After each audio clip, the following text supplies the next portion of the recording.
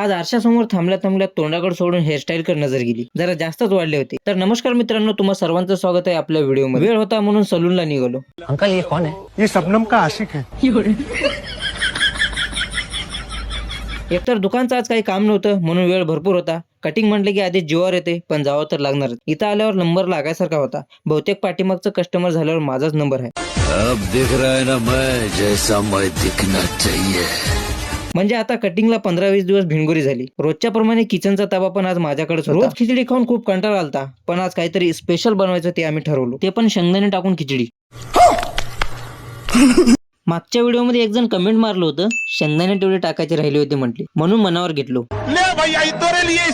आता खिचडी सजेपर्यंत कालच्या हँगरचं काम थोडंसं बाकी होतं. बाकी काय, काल मारलेला मुळा अर्धा बसून मारण्यासारखा आधीच क्रॉस बसला होता. ना निघना चालता ना बसना चालता. आज झटून सुद्धा शेवटी निघालाच नाही. निघाल तेव्हा निघाल म्हणलो, खाटपसारा भरून ठेवलो. आता हे बाकीचे कपडे 8 दिवस झालं असंच लोळत होते. सध्या पुरता इथं बंदोबस्त झालता म्हणून झालं. आता सुडबुड करत बसण्यापेक्षा भूक लागली म्हणून भोगण्याकडे झालो. शिजलं पण एक नंबर होतं. आता फक्त जेवण करून टार झोपायचं काम. भोगणं आतमध्ये आणतच होतो, पण एकदम लवकर खिचडी बनवायच्या नादामध्ये हातपाय धुवून फ्रेश व्हायचंच विसरून गेलो. लाइफ में कुछ अच्छा करो यार. कारण सकाळ असो किंवा संध्याकाळ असो, फ्रेश झाल्यावरच फ्रेश वाटते. बात तो सही है. आपलं जेवण जरा फास्टच असते, म्हणून ह्याचं चालू होतं म्हटल्यावर तोपर्यंत आपण झोपायची सोय करून ठेवू. आधीच 10:30 वाजून गेलते. आपला काटा कधीच 10च्या वर जात नाही, कारण खूप वर्षाची सवय पडलेली आहे आणि दुकानच्या रुलिंगमुळे हे सगळं टाइम टू टाइम होतं. पण रात्री मोमलत फिरणं आणि किती वेळ पण मोबाईल बघणं हे सगळं आपलं डोक्याच्या बाहेरचं आहे. चलो सो जाओ.